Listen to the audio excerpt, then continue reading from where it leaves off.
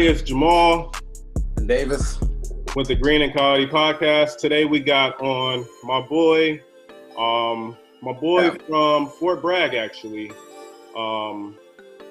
I met him there. He was a 92 golf, I believe.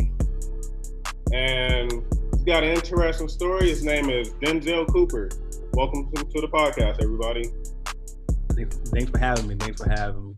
Yeah, man. So we invite you on this podcast because we wanted to hear your story. Like I said, I met you. I remember you was a cook, and you've been a cook your whole military career, right? Yeah.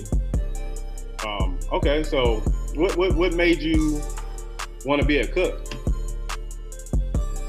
I don't even know. To be honest with you, it was like the fastest thing to get out my house when I was younger. The recruiter gave me 3 options. I picked the first one that would get me out the house in 3 weeks, and it was cook. Man. And I've been a cook since. And you're good at it, so. Yeah. I mean that part takes time, but you know, starting out. I mean, any job starting out, you don't like it until you actually put the work in, put time in to get there. Yeah. Did you do that before you joined? Like, what did you do before you joined? Before I joined, I was working for UPS, and I was going to college. And I was just bored. Oh, so you had no like cook experience in general? Nah. Oh, I got you. My first time I ever cooked was I watched a YouTube video on how to cook fried chicken when I was in 11th grade. Hey, I ain't even gonna lie. Not even gonna lie. I still burn the outside and undercook the inside every time, bro. I still don't know how to do it. I have never cooked fried chicken. It's only because I know I'm gonna fuck it up. Tried, never know. It's funny, yeah. I mean, I tried it, but I can see you not cooking fried chicken. I mean, I go down. See you not ever eating fried chicken. I don't know. I go down the street, you know, pick something up, bring it back to the crib, eating in my solid by myself. But, yeah. All right. But I was caveat on what Coop said. You gotta get a job to figure out if you like it, and he had never cooked before. But same like you and I, we both reclassed. You know, We did something that was probably easy to both of us, but we just didn't really like it. We both chose something different. Yeah. I wanted to challenge myself because even just joining the military in general is a challenge. You know, like I had a decent gig. You know, life was kind of going pretty swell, but I decided to join, and now I look back like, man, I'm glad I did this because you get to experience so much, and you challenge yourself damn near every fucking day. It felt like, with everyday experience. I mean, for you, Coop. So like, what was it like? So you said you left in 3 weeks. What did you have a going away gig? Like, what? How were you nervous? You going to basic training? Like, how was that? No, like when it comes to me, like nervousness only comes when I'm actually there, when I'm actually in that moment. Yeah. So like say going to basic, I'm used to traveling, so we hopped in that bus and went from Houston, Texas to Oklahoma. I was not scared, not tripping. And then when you at a reception at basic training, I'm like, oh, this is how basic training is. But really, see, that's how they get you right there, because you think that's nah. Yeah. Get off that bus, get yelled at. Then I was like, what did I just sign up for? That was crazy. Yeah, the old Shark Tank, huh? Yeah, you know what? I didn't even know that you go to like that reception holdover before you even go to boot camp. Yeah. I did not even know that was a thing. I'm sure a lot of people didn't know that. I mean, did y'all know? Nah. I don't even remember if I knew. I remembered. I don't even know. I was there so damn long. I probably thought that was how basic was. I was holdover. So where did you do your basic at? Who? Fort Sill, Oklahoma. Oh, okay. 2012, 2012, October 2012. Okay. Yeah, I was at Fort Jackson. Where were you? Fort at? Jackson. Oh, you was at Jackson Group? Yeah. How was the weather up in Seal in October? Shoot, all I can tell you is when it's too cold, no training. No, nah. What? Because I felt like Fort Jackson was fucking cold. Bro, that was the coldest I've ever fucking been. And I felt like it shouldn't have been no training. Nah, we didn't do any training. Like how those new recruits getting that lifestyle right now. They go to basic, but they basically quarantine for 2 weeks. And the last 2 weeks is all classroom work. Yeah, that's how we was chilling. Yeah, I got you. So was your basic like a challenging for you at first, or were you like physically in shape beforehand before you went in, or? Nah, I feel the only challenging part for basic for me was trying to get my marksmanship stuff because I never shot a weapon. My mom gave me away from that stuff. Yeah, that probably was the hardest part. But when it came to PT and stuff like that, I mean, that stuff was a breeze right there. Yeah, I got you. Yeah, that was pretty easy for me because I was playing basketball and football before, so. Davis, you was born buff, wasn't you? Huh? Davis was born buff. Oh man, that was a chubby one, man. I got tired of getting picked on. I got tired of whooping people's ass. I was like, maybe if I look like I can fight, people will stop fucking with me. And then they don't stop fucking. But now, Coop, when you started going to your recruiting station though, and you already knew that you were about to join, and you started filling out paperwork, was there anything specific that you started training on or start practicing, trying to get into a routine of? Nah, like basically all my recruiter asked me was, can I pop my ears in the air? He was like, just work on that. I had everyone in my contract. Oh, you got it in your contract. Oh, okay. That's all he told me. You like being a cook is easy. Just, flip some omelets, flip some burgers, that's it. Yeah.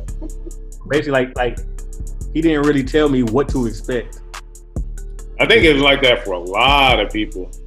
Yeah. And that's why we hit.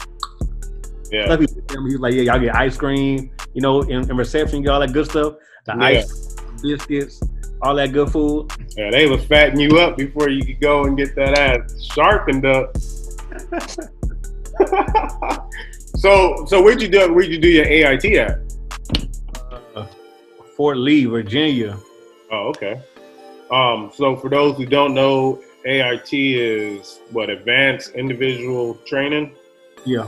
And that is for your job specific skills. So I was a 91 Bravo, wheel vehicle mechanic, blase. And it's different from branch to branch. I know Marines call it something different. Air Force is every branch got their different names for their jobs, but it's essentially the same job. Yeah. But anyway, Coop. So you said you did your AIT at Fort Lee. How was that? Fort Lee. I mean, when I first got there, it was during the Super Bowl. So for the first week, so I thought AIT was just like reception and basic. We was chilling, eating pizza. We was chilling, eating pizza. I thought, it's the Army? Shoot. After the first week, that's when reality hit. Hell yeah. Everybody breathe. Exactly. I remember when would we get there? When I got there first, we had this one, I don't know what he was. I think he's one of the NCOs. He wasn't even a platoon leader. He was a platoon sergeant. He was one of the NCOs there. He's like, I need to see all your bags. So he's like ripping all our shit open. I'm like, damn, this is like basic training again? Because we went from the Fort Jackson side, or the basic training side, and ended up on the AIT side at Fort Jackson. But we got there, they ripped all our shit open, put it all back in the thing, And then everyone was telling us, oh, you got on the third floor is this guy with a fucking swollen mouth. So I go, I'm all like nervous and shit, trying to figure out what the fuck is going on. We get upstairs, and it's this kid, bro. He had a fucking football hanging off his mouth, like, bro. And I'm like, what the fuck? I'm like, damn, this is AIT? Oh, this shit about to get real as fuck. Coop over there having a party and shit, like.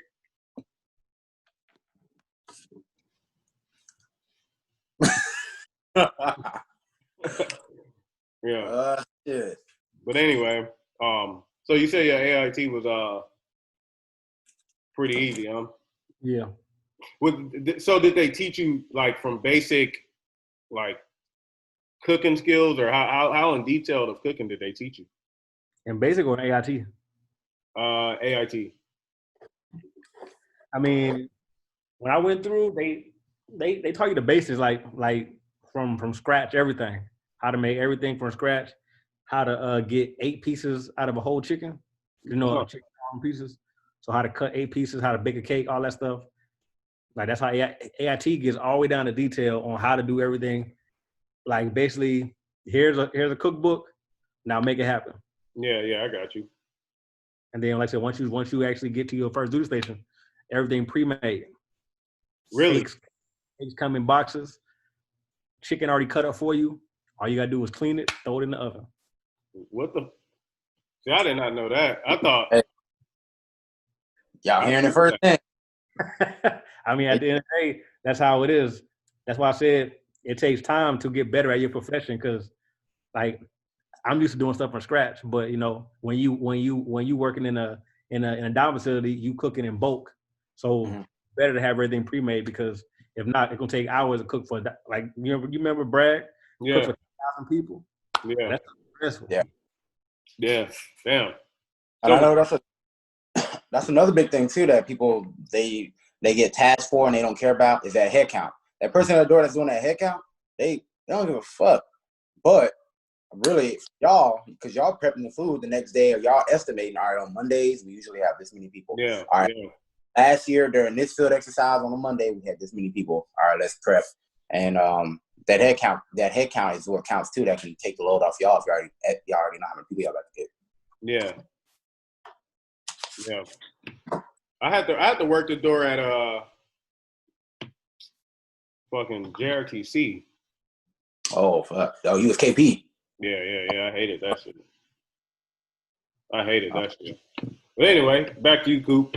So was Bragg your? Oh, so you went from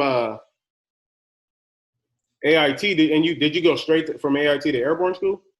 Yeah, I went straight AIT to airborne school, and then from airborne school, I was supposed to go to Ranger Regiment, but I dropped out because I wanted to go.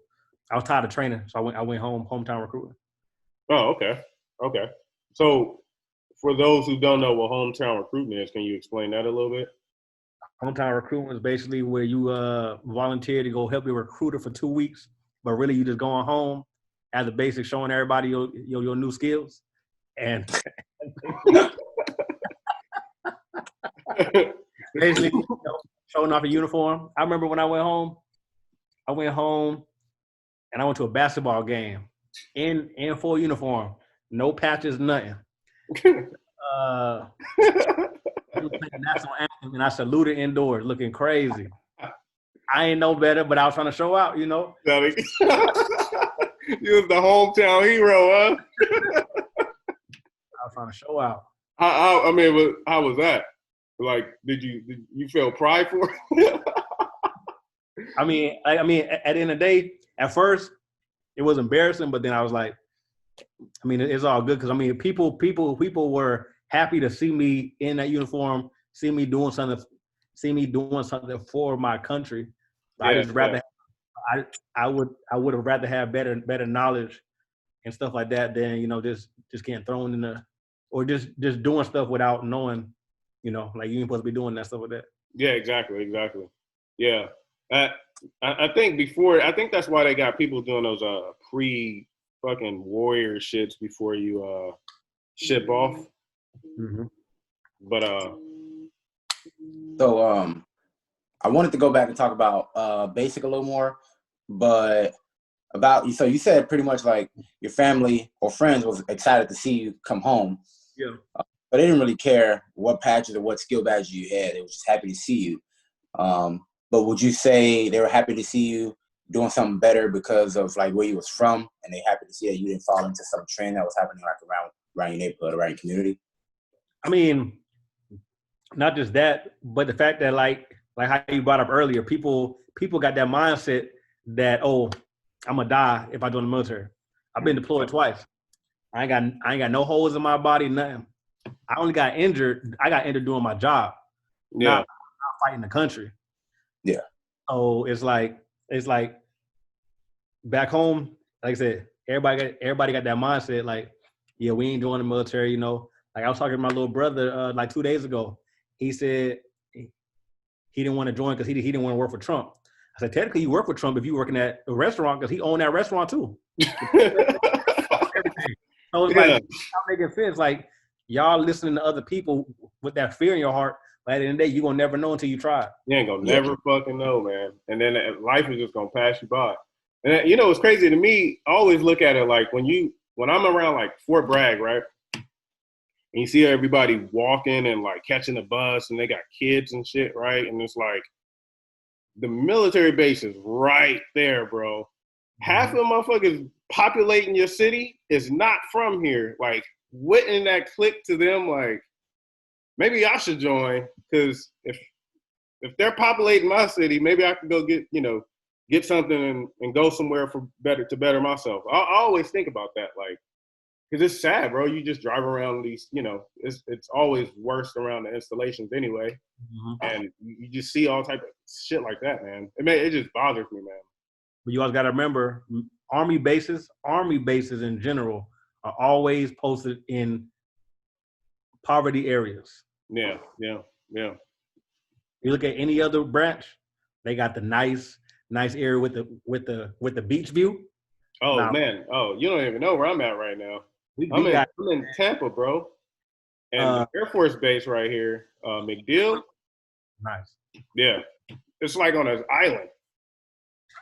Living life. Wow, we got the goddamn boarded up windows outside the gate, police everywhere. Yeah, don't make no sense. Outside of every army base is a damn. No offense to anybody who lives in a trailer park, but it's always a trailer park, and the trailer park is blacklisted. Yeah. Like, so, were you about to say, Davis? So, back to basics. So, for just people, so they like, they can know what to expect. You say everything was pretty, in general sense, it was pretty smooth sailing for you. But is there somebody that you can remember in basic training that struggled, that had a hard time, and do you remember what their problem, what their issue was trying to transition or make it through basic? I mean, when I went through, there was probably like myself and probably about 3 other warriors that had an issue. Like I said, we had issues with the right marksmanship. It took me 9 tries. Like, it was like my last try. It was like, if you don't make this, you're not gonna pass basic. Yeah. And we was all struggling just to hit 25. Damn. So, like, based off of there, that was the hardest part. And I know there were, I don't know them by name, but there were some females that were struggling with the physical activity stuff, like PT and stuff like that. Yeah. But I mean, like I said, that was back in 2012, so I don't remember everything. But I got you. Things changed throughout the years. I also went to basic in 2012, I think, and but it was the same way. I thought like, if I don't pass marksmanship on the first try, I'm gonna get dropped. They're gonna kick me out. I'm gonna fail. Nobody failed marksmanship. I went to AIT. Same thing happened. I always underestimate myself, and I'm like, hey, what if I fail one of these tests? I failed like the same test like 3 times. They're like, you won't get dropped. You won't get dropped. Guess what? I didn't get dropped. But they just want you to try hard, so they kind of put that fear in your heart. So just like, oh well, they say I'm gonna pass anyway, so why I gotta try? They're not gonna tell you that off the bat. I joined kind of later in life, and I was worried when I was going through was like, if I get injured, like, am I out? You know what I'm saying? Like, Because you got the holdovers, that's their injuries are like big enough to keep them out of basic. But I was like worried about that the whole time, so I was kind of like holding myself back because I didn't want to get dropped. You know what I'm saying? Because that's the worst thing is it being dropped. But I was still able to get through. But it was tough. It was a mental thing more than anything, I would think. Yeah, definitely mental. Before I left, I remember I ran a 22-minute 2-mile. But I remember when I was in basic, like there was people everyone was pretty much equally as fit or unfit, whatever you want to call it, as me. So really, I just kind of blended in. Everybody, people psych themselves out like, oh, I'm gonna suck, and then you get there and you're human. Everybody is in the same community, coming from all over the round, or same community, or like same kind of community. You're all from all over the world. You just come together and you have the same weaknesses and most likely the same strength. Yeah. But people underestimate themselves. And speaking of that, you were talking about your strength or your weakness on marksmanship. People think that because they grew up hunting their entire life, they've been shooting their entire life, they better be a great shot. Always say, anybody who did that, they a dog. And which means, what I mean by that is, they're already trained. So it's hard to untrain a dog. Yeah, that's true. So here's a question, Coop. So when you got to airborne school, what did you think about that? Like, what made you go airborne in general? Extra money. When you throw them numbers in my head, you threw them numbers at me. Let's go. Hey, did he tell you that you was gonna jump? Did he show you a Golden Knights video and tell you you're gonna be doing that? All he said was, can you pop your ears in the air? Huh. And that's it. Yeah. You can do that. Here's some change. Yeah. Yeah. I remember, I think Torres told me his recruiter showed him a Golden Knights video and told him he was going to be airborne. So he was under the impression that he was going to be fucking free falling and shit the whole time. And he was in the motor pool. He was like, hey, yo, wife. I'm like, what's up, Torres? He was like, when we get to do the free falling stuff? I'm like, what you mean free falling? He was like, well, the free falling, like the Golden Knights. And I'm like, well, we don't do that, bro. We fucking just static line. He was like, oh, my recruiter fucking lied to me. Right there. Says the fucking guy who hurt his leg jumping out the back of an LMTV. Really had surgery, but want a free fall. Yeah. God, I'll never forget that, man. So were you nervous, Coop, when you got to airborne school? Nah, probably the nervous part was the what's it called? The 40-foot tower. That's it. Yeah. That was actually the nervous part because it's like when you on the airplane, you 2,000 feet, you can't see the ground like that. Yeah. You jumping out and you know you about to like you just know what's about to happen. Yeah. That one gets a lot of people. That one got me, as a matter of fact. I remember too, because after I jumped out, because once again I did the fall to my knees method where I just dropped out, not jumped, and the risers fucking sliced my neck, so I was already like uncomfortable, and they kept making me go back, and it was hot and sweaty. I'm like, fuck this, and I kept getting no go after no go because I just kept falling out, man. But yeah, that was crazy. 40 feet is where people actually realize are they afraid of heights. Why airsoft also you got the 34-foot tower.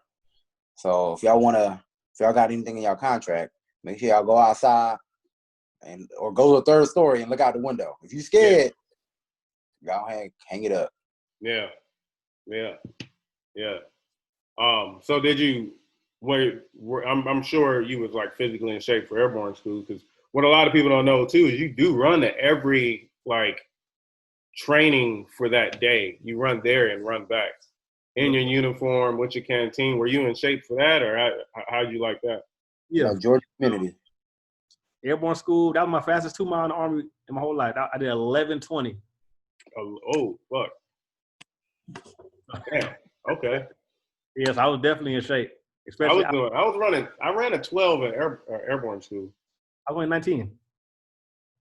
Man. Oh, y'all, wow. Okay. Fastest I ran was a 13:47. I mean, that's fast though. I mean, fast. Nah, but and when I was in AIT, we were doing some illegal PT, man. So they was like fucking, and since I was the only airborne guy there, they was fucking us over, man. They had me just fucking running. Everyone's doing regular PT. They just had me running. They're like, "You going to airborne school, huh? Airborne? Keep running, motherfucker!" And like everyone's just doing push-ups or doing stupid shit. They just got me running. That got my fucking lap time up. So when I got to that test, that airborne school test, man, I fucking breezed through that. And then, yeah. But anyway, that's neither here nor there. So anyway, your first jump in airborne school. Can you explain your process through that? Like basically, I mean, besides like I said, sitting in that shed waiting for hours and hours, can't go to sleep, can't use the bathroom, none of that stuff. Yeah. So once you get in the air and they say that green light go, like when you on your first ever jump, like you're nervous. Like I get nervous when the door. I'm not nervous when we take off. I'm nervous when the door opens. Yeah. Then I know, okay, now it's time. Now it's getting real. Yeah. You start feeling the wind, right? I mean, I only been number one jumper once, never again. Bruh. Other than that, I mean, like I said, once you up there, it's a green light go and you jump out, it's a whole new world. Because like I said, when I left high school, I never would have thought I hate roller coasters. So I never would have thought I'd done like airplanes now. Flying, basically. Yeah, exactly. Face your fear. So, and then like I said, after you just keep doing it, after you did it like the 5 times, you be like, yeah, I like this. You build the confidence. Mm-hmm. Until you get to your unit. Other than that, that's when shit changed. That's when it becomes not about no fucking Hollywood joke shit. You jump in nighttime combat, bitch, first time. First time division. First time to the unit, nighttime combat. What? How do you even do that? What a follow-on mission. Lost in hell. Yeah. But yeah, that just goes to show you right there, like facing your fears, like, can open up new doors. Because just imagine, like, if you would have never jumped out of that bird, if none of us would have never jumped that day, we would not know each other right now, most likely. No. That's a cool thing. It's a different community, man. It's like a brotherhood within the brotherhood, being airborne. I'm trying to go back, to be honest with you. Trying to go back? Yeah, just being in these legs. Well, let me see. Being in the regular Army is not what's up. Yeah. I do not like it. It's different, huh? Because you over there as steward, huh? Yeah. Yeah, I was there. And it was, I went from Bragg I went from Bragg to Stewart. And it's like a fucking culture shock in itself. It's the same military, but way fucking different. Like slow at Fort Stewart. People like that. It feels like I'll say airborne school. I mean, not airborne school. The regular unit a regular airborne unit is like AIT, and the regular Army is like basic training all over again. Because it's like soldiers get the same training, but over here they don't remember their training. Yeah. But in the airborne unit, it's like, hey, hurry up. If you don't remember it, you better learn it right now. Yeah, exactly. Huh. And think about that, like we're doing pre-jump every single jump. Mm-hmm. And I remember thinking, why the hell am I doing pre-jump when I already know? But you can that little bit of knowledge you can lose. Hey, just for those who don't know what pre-jump is, break that down so they can see what that is. Pre-jump is a series of events that pretty much reminds you of every single step that Yeah. you need to remember before you exit the aircraft, but also in the aircraft. If anything happens in the aircraft, from fire, an open reserve, Yeah. on the drop zone, it's literally like airborne school in about 30 minutes to an hour. Yeah. Yeah. You're doing all the jumping positions, the landing positions. Like you said, jumping in AWOS conditions. That means jumping through like clouds and stuff for your low visibility. Literally, you're doing that before every jump. And that's just to get muscle memory, and to keep it tapped in your head that, it's not a fucking game.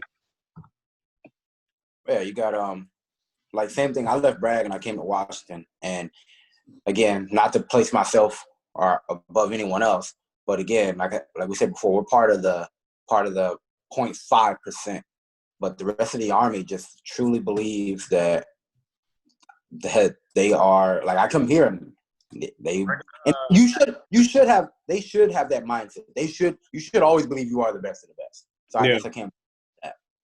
But I've been there. We've been there and done that, and so we in another world. Yeah.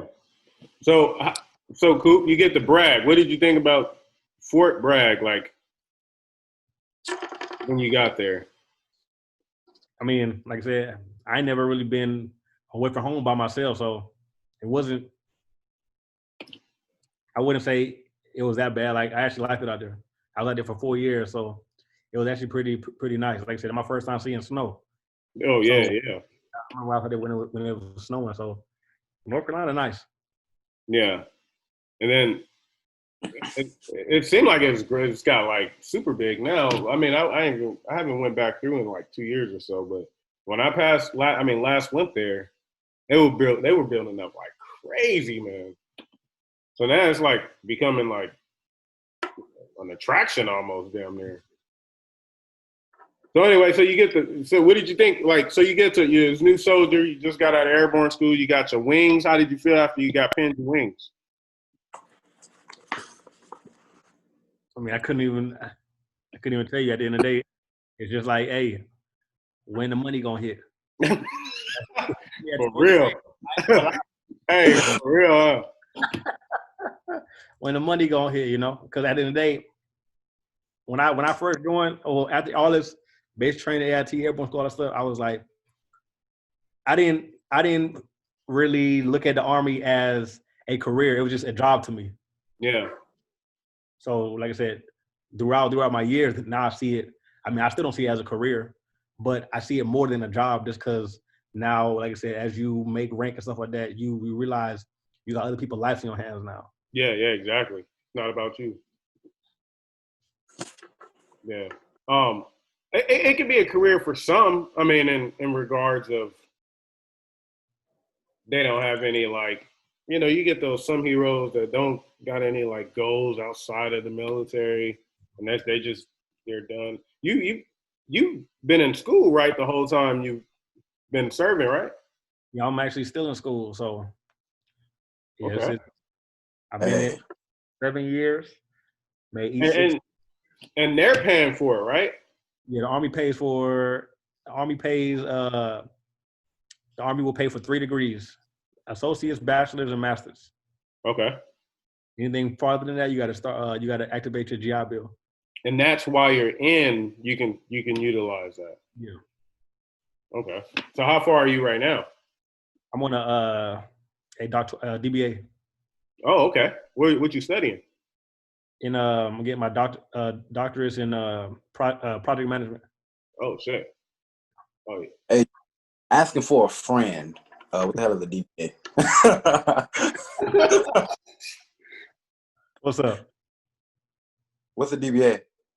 It's a doctoral degree in business administration.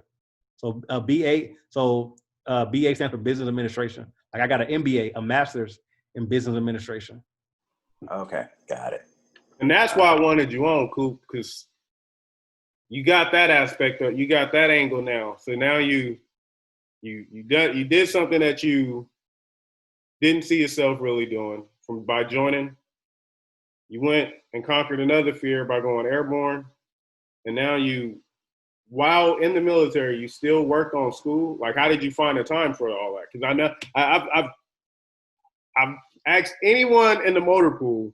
I used to tell people, ask Davis. I used to tell people, yo, you might as well start going to school while you're in here too. I'm doing it, and I'm not even all that smart. But how did you manage that and still make promotions and still, do your job to the best? I mean, so I'm gonna start off like this. So basically, that was my main reason to join the military. My mom was like, join to get college, and then get out. But so I mean, being in, you do an online class here and there. I mean, to me, online, like whenever people hear college, they were like, dang, I got to be in class Monday through Sunday. No, online school is the easiest college you can ever do in your life, or easiest school in general, just because work is only due twice a week, and you do it at your own pace. Everything's done at your own pace. Like, it's not like the teacher, hey, you need this in right now. Yeah. So that's how I did it. So basically, I would always manage my time. I would take one class here and there, manage my time, because at the end of the day, it's like I'm looking at my future. That's why when I say make this a career, it's like once I get this last degree, I'm overqualified for a lot of jobs. Yeah. But certain jobs I'm trying to make some money, but I need that background. Yeah. So it's like when I was deployed in Iraq, that's when I went all out. That's why I got my associate's degree. I just took as many classes as possible. Yeah, my work schedule was up there, but when you got a lot of free time, it's like a lot of people, I tell them, what are you wasting your time on? Like, you can be deployed and sit and play video games every day. That won't make you no Call of Duty expert. Yeah, exactly. Still people better than you out there. Just because you sat there all day, but what are you actually gaining from it? Yeah. Everybody at least gain something. And then a lot of people say, oh, when I get out, I'm gonna go to school. But why not now? Why not when it's free? Bro, man, you're preaching to the choir, man. When it's free, because what if you don't like school when you get out? And the other thing, people think like, oh, when you get that degree, it don't say online. Like, they don't know it don't say online, and people don't want to go online. They want to go to college. They want to go to a dorm. But now you have your master's right now, and you have no college debt. Nah. Well, not for that part, but for your, like, the Army. Well, right now I'm using my GI Bill. Yeah, you got GI Bill for that MBA. At the end of the day, also, when you get a job, your job don't look at your degree. They look at your resume. So your resume has all your degrees on it. Now, if they want to see a copy of your degree, you can bring it in. Yeah. But, like, all the degree is a piece of paper. Yeah. In the day, it's like, but you need that paper to be able to have something on your background, because you can't just make up lies saying, oh yeah, I went to this school. Now prove it now. I heard this. Someone told me that a degree to a job is basically an attendance sheet. It's just saying you stuck in there long enough to get this piece of paper. Basically, because at the end of the day, I look at it as, just because you got a degree don't make you smart. Yeah. Oh yeah. Jobs and all them, like, just because you got a degree will make you smart. Is what you do with it. You know what you're doing with that thing. Like I said, anybody can have associate, anybody have bachelor's. Now, what are you gonna do with it? But remember, I'm still in the military. I got 3 degrees in business. I've never used any of my degrees in business because I am a cook in the Army. Yeah. So it's there's not too much to do because I don't have any experience. But as of right now, the most experience that I am doing is teaching people about what I've learned in school about business to basically keep my mind up there. So when I do get out, at least I can start off somewhere. I'm not, like I said, I'm not working at the bottom. You're not working on the bottom. Yeah. You still, yeah. That's good that you. So what made you do that? Like, is anyone in your family got a degree or anything? Or my mother has it. Mm-hmm. She's working on her master's right now. My little brother, he just got his associates. He's in the Navy. Okay. To be honest, I never even liked school. Like I said, my mom wanted me to join to get college. And then once I got it, it was like, it's too easy. Like, right now, I'm only in school, to be honest with you, just because for the title. Because at the end of the day, it's no more Sergeant Cooper. It's going to be doctor in front of everything now, because I like, people say I do it for the wrong reasons, but it's not. It's I earned that. You earned that, yeah. So, like, that same thing with the master's degree. It's like, I got so much free time now. Like I don't play video games, none of that stuff. I do party sometimes. I go out, but it's like I got so much free time. Why not? Because at the end of the day, the Army gonna still pay for it, even if you stay at the house. I mean, you can think about it. A few classes here and there. By the time you wake up the next day, you already done with your whole degree. You be like, damn, that was. Yeah. Why not do it again? I'm almost done. I got a semester and a half. No, not even. I got a quarter. I got some time. I got some time until I finish my bachelor's. But I'm also getting it in business. So, but I'll start class in a couple of weeks. So I'm on my GI Bill program. So that works for veterans. So there's no excuse for veterans. So I do hear, because I just heard it today. I was talking to someone. They was like, "Yeah." I'm like, "What you doing now that you out?" They're like, "I'm trying to get in school." You always hear that. I'm trying to get in school. I'm about to get in school. You never hear, "I'm in school." You never hear it. You know what I'm saying? Ironically, saying on another note, I did just talk to Brown, and he's almost done with his degree too. So, did you take the school option? Yeah, when I came to when I was at Bragg, I took school option 2017. I was gone. So when I re-enlisted for 1 year stability at Bragg, I took school option for a whole year basically. Because as soon as I got done my school op, I went to ALC. Oh, okay. And then went to Stewart. So I was basically gone for like 9 months. Yeah. Still getting paid. For y'all who don't know, school option is offered at, I don't think it's offered at every base. But it's basically what it is you don't get it in your contract because it's basically it depends on your commander. So it's an initiative to re-enlist for that duty station.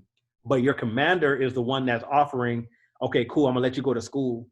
So your place of duty is online or physical. It's supposed to be physical school, not online physical class. School, yeah, exactly. It's basically considered as an incentive. It's not in your contract. Yeah, correct. So it's something that you have to earn. So when they approve it, they're looking at either the type of troop that you are, or they're looking at the calendar. I forget see if it is anything they need you for in the next 6 months. That's essential, mission essential. Yeah. And pretty much, you probably only report for your analysis, maybe a PT test, maybe a award ceremony. Yeah, that's it. So here's a question. So as a cook, when you got to the unit, can you break that down? From private to where you at now? What's the difference in job responsibilities from, PFC to where you at now? So basically, like I said, coming in, when I came in, I was a PV2 because I did some online classes that my recruiter said. So when I first got to Bragg, I was a PV2 still at Bragg. And like I said, as soon as you go through CIF, get your equipment, get your gear, you at work the next day. So they just throw you in a defect. And like at Bragg, what they do is they'll throw you on like short order or like basically short order. So for 6 months, so you basically cooking omelets for 6 months. Yeah. Because basically like since you're a new soldier, they don't think you are like top chef. So you cannot be on nothing else besides doing omelet because you cannot mess up an omelet. Yeah. And then so basically like I said, E1 through E4, you just basically a worker. Yeah. Worker. Like whatever they say do, just knock it out. And then once you make it to an E5, you still a worker. You just a worker that do paperwork now. You're ordering? Are you ordering at that time now, or? No, just like basically like I said, you still cook, you still do all that stuff, but now you like in the cooking community, you implement production schedule. So now you have to account for all the food that you feed in soldiers. Yeah. Because basically, if the numbers are off, then they're going to be asking you why, where's all this food at? Like, why's all this food missing? And so that's like I said, that's like the tiny bit of responsibility that you get as an E5. You're basically a first cook. So first cook is just the small training to be a supervisor. It's like a supervisor and trainer. Yeah, I got you. Then once you become staff sergeant E6, then now you are supervisor. So now it's your job to supervise everybody in that building. Yeah. Make sure nobody gets sick. Whenever leadership come in, you address them. And basically, it's your job to address all the problems and make sure that building is safe and up and running. And then once you make E7, sergeant first class, your job is you basically own the building. But it's up to your staff sergeant to run the building. But it's just your job is to come in and make sure everything is going smoothly, because at the end, is your name on everything. Now, for us, we have like lieutenants and stuff. Y'all got lieutenants that manage the DFAC, or is it just more so the? Yeah, so in the full service, the only officers we have are warrant officers. Oh yeah, okay. Only officers we have now. They do have new cook companies, but there's no office. There's no regular officer in the 92 golf logistics. I got you. But we go all the way up to sergeant major cooks. But at the end of the day, it's only warrant officers that are in the cook community. I got you. So with promoting, how did you find promoting in the Army? For those who don't know, promoting in the Army is off a point system, and the system is kind of based off the what is it, the amount of people in that position, or how does that work? So when it comes for promotions, well, like I said, first you got to go through the board. Well, from like I said, E1 through E4,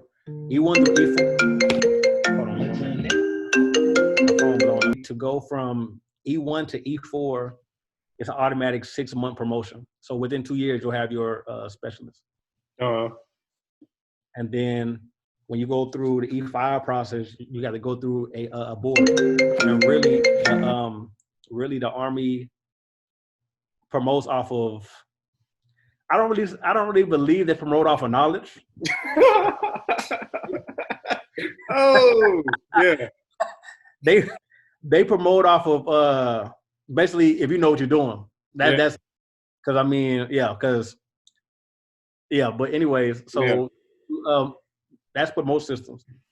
So that's why I feel like the Army is best for promotions, because we can get it instantly. Yep. Other branches, I feel other branches give you a better challenge because it's not easy to get promoted. Because they're testing you based off of the knowledge of your job, as opposed to some ARs and regulations Army-wide, which it comes in handy when you need it, but like it's nothing to just go look it up. But the importance of, like how you said, this PV2 don't know how to do anything but eggs, and you put him on fry production and stuff, right? Mm-hmm.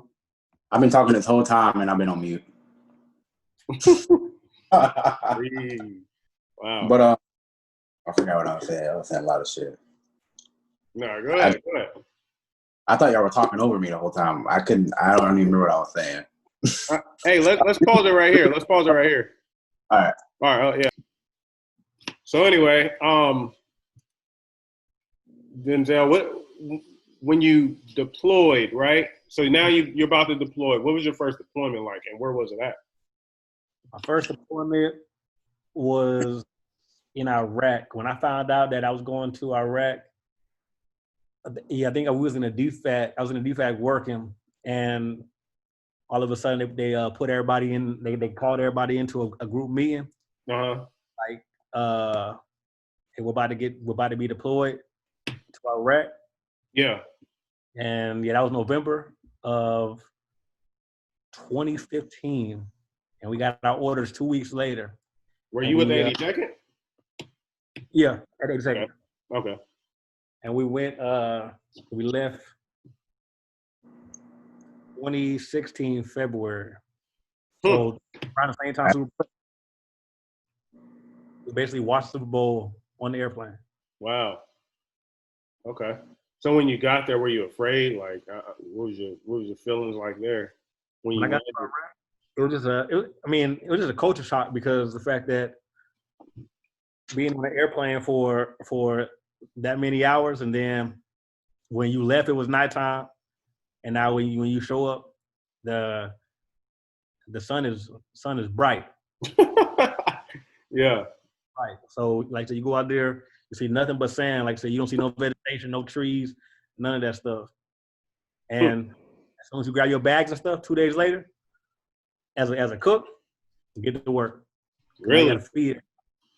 Like that's why we don't do any extra stuff like get vehicles and all this stuff because we only got one job, and that's to feed the personnel that come there.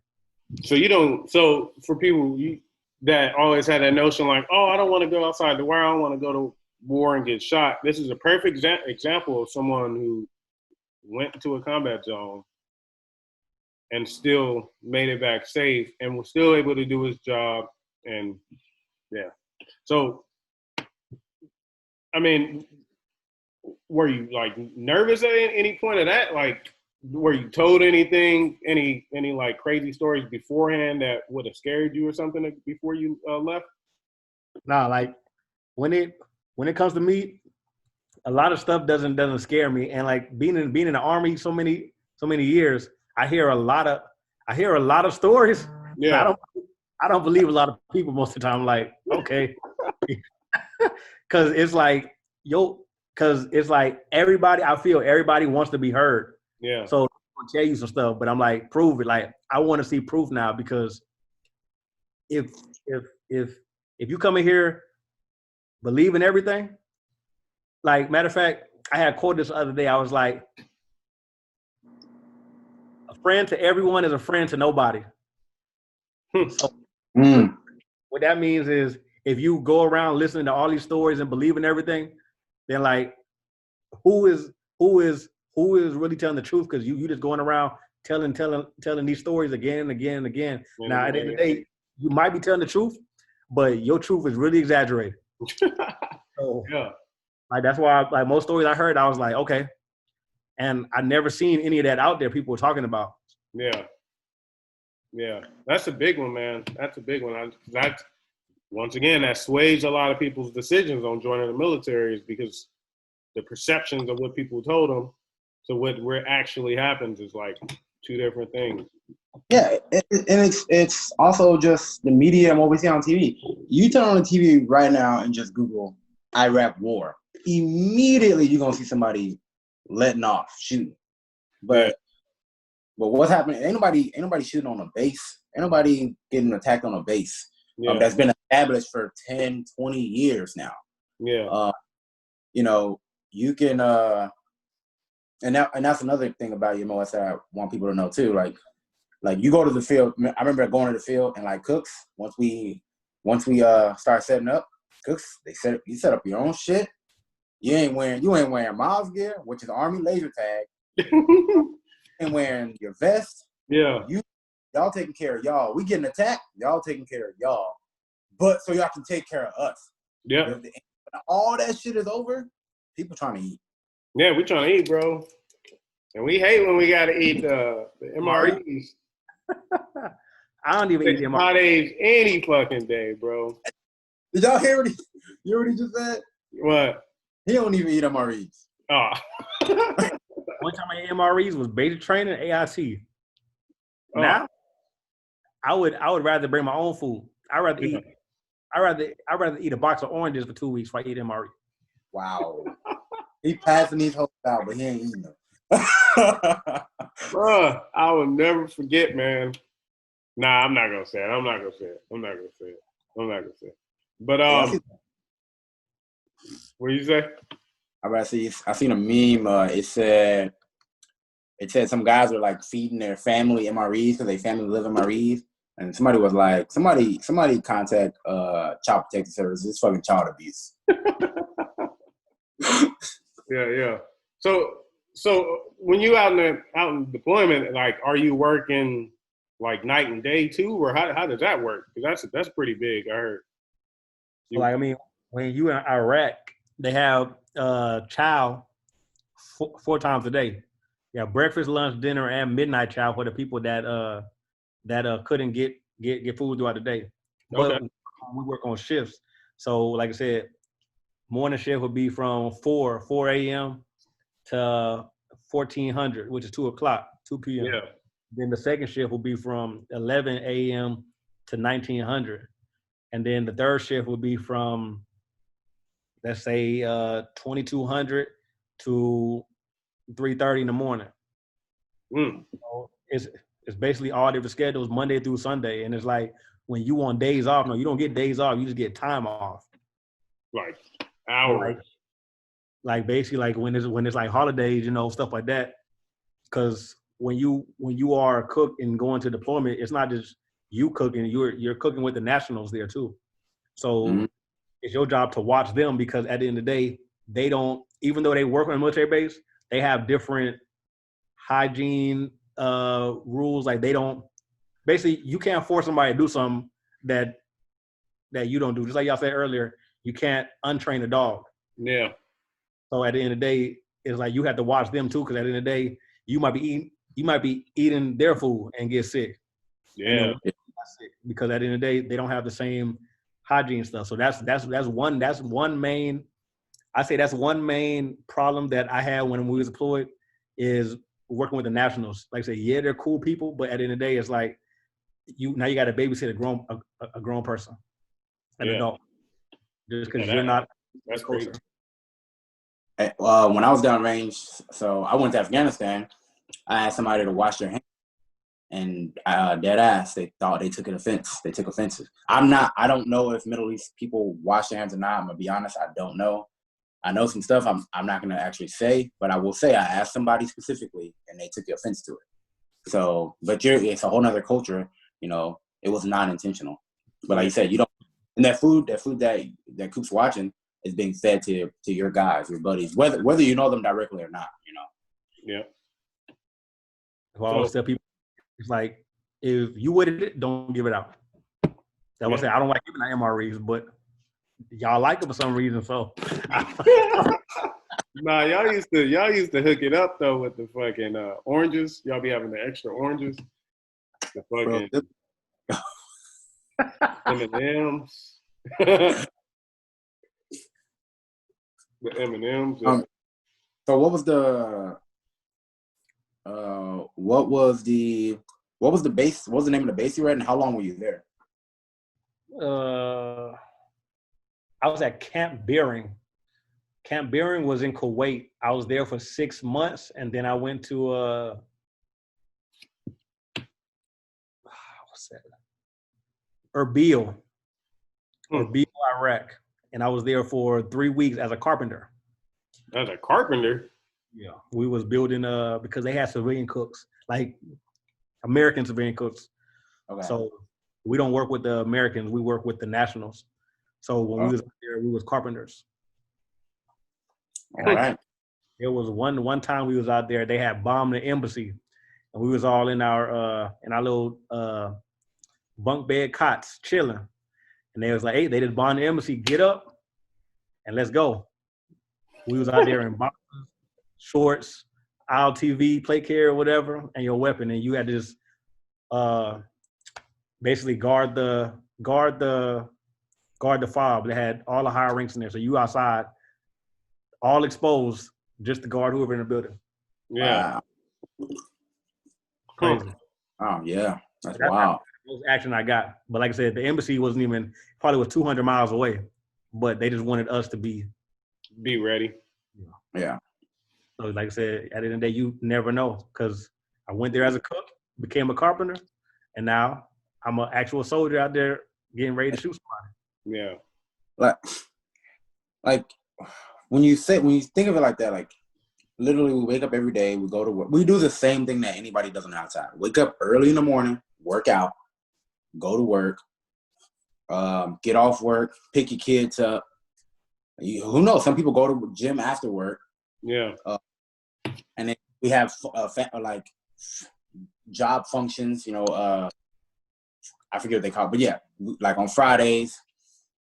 And then it's the same stuff that's happening on the outside, but the only different The only part that's different is you have this possibility that you have to go overseas, protect your country or serve your country.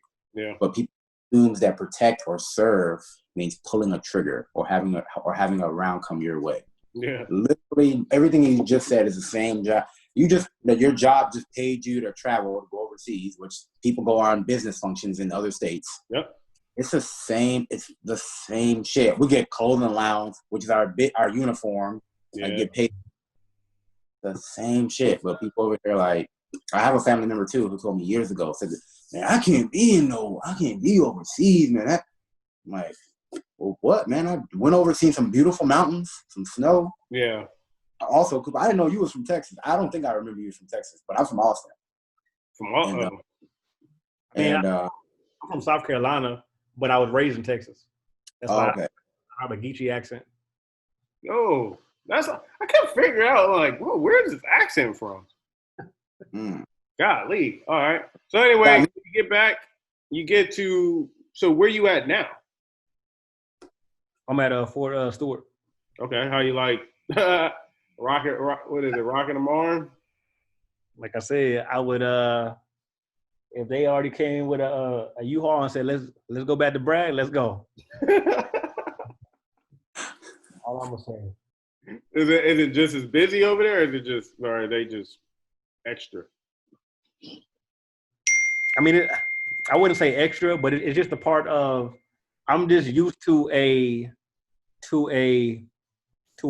uppity army. I'm used to hey, let's keep moving, let's move. Like, I'm not used to training on the spot. I'm used to learn as you go, like learn while we moving. Yeah. Out here is like, stop what you're doing, train, and then it's like, okay, did you learn something? They don't learn something. They gotta do it all over again. Do it all over again. So it's like, that's why I'm actually, and I'm used to people. I'm used to what's the word? I'm used to I can't think of the word, but it's people that think on their own. Like self-sufficient people or confident people, or like people that can make decisions and own up to their mistakes, or be happy with what they accomplish. Yeah. That's a big one. I mean, and then because you got to hold someone accountable at all times, especially, you give someone an order, you got to make sure that, that's to all ranks. Everyone's held accountable, So it's important that, you tell someone to do something, you guarantee that they'll do it. When I noticed when I was at Stewart, though, I was dealing with, because when I reclassed to go be a tanker over there, and I jumped into a gunner seat. So the gunner seat, you're in charge of the your tank or whatever, So anyway, when I noticed that it's just slow, like you said, when you go do training, everything stops for that one day or those couple of days, or if it's, we're going to the field and then you come back. When I was at Bragg, I noticed we was doing it was still some people that back at the company working. You was sometimes doing your job out in the field and still doing field activities. I remember we was going through that at Bragg. And at Stewart, it was just, I don't know, man. It's hard to explain how slow it is. It's like moving from LA to going to the country. That's how I felt. So in other words, you don't really care for Stewart. Nah, I was thinking, cool. Yeah, I'm about to leave airborne. I'm about to go to a regular army. And people were telling me, don't come out here. But I already volunteered to come out here, so I was like, cool. And then my first day out here, I seen a specialist talking to a first sergeant, yelling and stuff like that, and I parade rest. I'm like, oh, so this is how we doing it here? Okay. Yeah. Like all military standards, huh? Oh, I remember first sergeant Thor. Man, bro. I will never forget him. I will never forget that guy, bro. Ain't no talking with your hands. Hey, his ears immediately shut off. First time. What? Yeah, no, man. But it's funny you said that. That's exactly what I tell people here. I came here. I'm like boots on the ground. I'm ready to go. First day of PT. Like, oh, 15 minutes of lunging? Okay. Yeah. I come to work, motherfucker was yelling, fucking E4, yelling at a staff sign. I was like, what the fuck? I was just blown away. I'm like, and then people kept saying, like, hey, man, you need to slow it down. Yep. And then 6 months later, I got a leader came in, and he was like me. And I put him to the side. I'm like, hey, son, like, you got to slow it down. And he thought I was being disrespectful. He came to me and apologized. Like, hey, y'all right. I got to slow it down. He was like, yeah, man, it's a whole nother world, whole nother country. Whole nother country, bro. Going to maroon to PC, huh? But that's what they pay us for, too. People get kicked out, failure to adjust. You got to adjust to our environment, wherever we go, whether that's the field. There's no such thing as a great garrison soldier, a great theater soldier. Yeah. You're just a soldier, or you're, a great military member, whatever branch you're in. Yep. So to wrap it up, Coop, like, what do you see in your near future? I have 2 more years left of my contract. My goal is to finish my degree, and probably, like I said, at the end of the day, I'm going to be on most of my resumes. I'm not going to put this degree on there because, like I said, when you are how the world works, when you're overqualified for something, they won't hire you no matter what. Like, even though I have manager experience, but you got a doctor's degree, we don't want you here. Because you won't make enough here for what you have. Yeah. But my goal is to be ain't too much I can do, but probably be a professor, or I don't know. Really, I ain't gonna lie to you. I just want to be a disabled, stay-at-home veteran dad. That's it. Because after, like I said, I've been in 7 years, about to hit 8.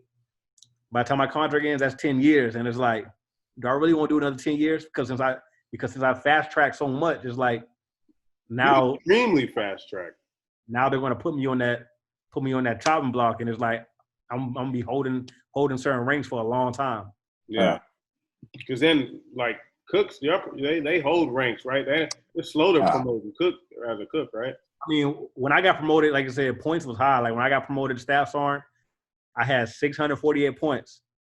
All of a sudden, points dropped down to 35, and I'm like, dang, I had to do no work. So, but now points are maxed out now. But like I said, when I was going through, nobody likes MOS. Everybody was trying to get out, stuff like that. So they needed points. So that's how I made it so fast. But it's like, I kind of regret making it so fast because it's like they force you to grow up. So the reason why I say that, because it's like, think about it. Most people who E6 and up, they got families, they got wife, kids, and stuff like that. But you don't really fit in with them. But you have to communicate with them. Like those are your new best friends. Yeah.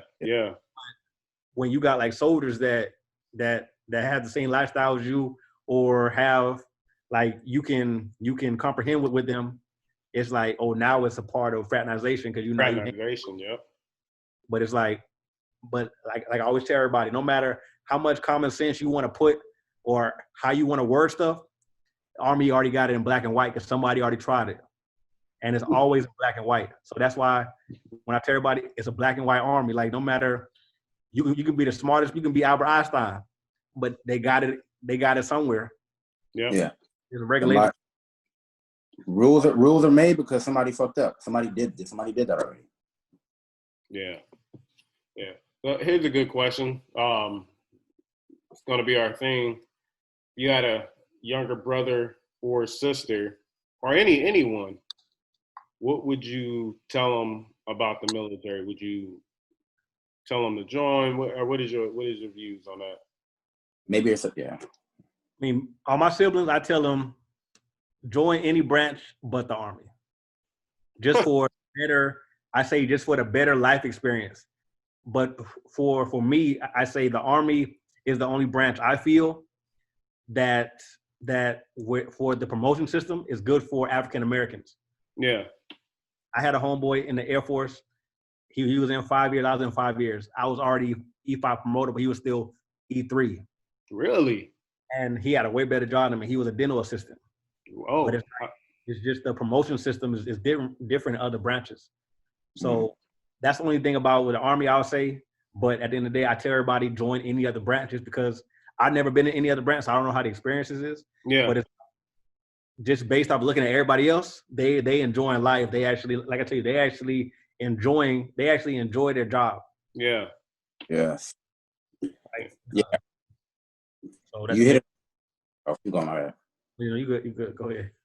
You hit it on the head. That's exactly what I said last time. If I tell anybody that I love and care about, I would say don't join the Army. You'll have a better life anywhere else. And I've only worked with the Air Force. I know a couple of Navy people, but I feel like you would have a better life. But we're just speaking because we're in the military or because we're in the Army. Yeah. But yeah, if you want to make a quick buck real quick and get promoted, join the Army. Join the Army, yeah. And the Army, one thing with the Army too, though, it's one of the MOSs that do allow you to pick your job before you leave. Because I know with a lot of, like my brother, I think he didn't have a choice. He's in the Air Force. He didn't have a choice on his job. I don't think the Marines let you pick neither. But that's one good thing about the Army. But I mean, like I said, that's the thing about most branches because it's like that's why they promote you off of knowledge because based off of what you scored on that test, that's where they can put you. Yep, that's where. Yep. So like you can learn it. You score like a 31, and you got 5 jobs you can do. But they're all like the bottom of the bucket jobs. Yep. Yeah. Okay. Well, you want to shout out your Instagram, or you got anything you want to shout out? You got a book or something? I know you pretty smart. I know you like a cook or some shit, right? You like a professional cook. I see on Instagram with you got a whole restaurant. Your food porn. I actually just created a new Instagram today for my food. It's called D Christopher Foodie. Okay.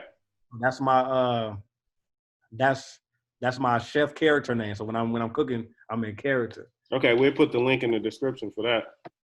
So, but yeah, that's mainly it. I mean, like, if anybody wants to like learn knowledge and stuff like that, there's a few books that I read. The book called I can't think of like all the authors I can't think of it, but it's 48 Laws of Power. Oh, I got that book. That's gonna help you. Another book is How to Make Friends.